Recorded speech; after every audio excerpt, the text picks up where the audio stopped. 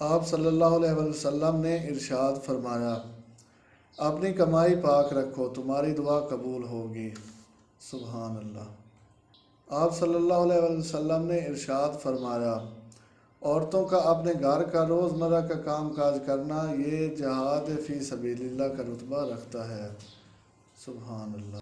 آپ صلی اللہ علیہ وسلم نے ارشاد فرمایا، گالی گلوچ کرنے والے دو آدمیوں میں سے گالی کا گناہ ان میں سے شروع کرنے والے پر ہوگا جب تک کہ مظلوم حد سے آگے نہ بڑھ جائے۔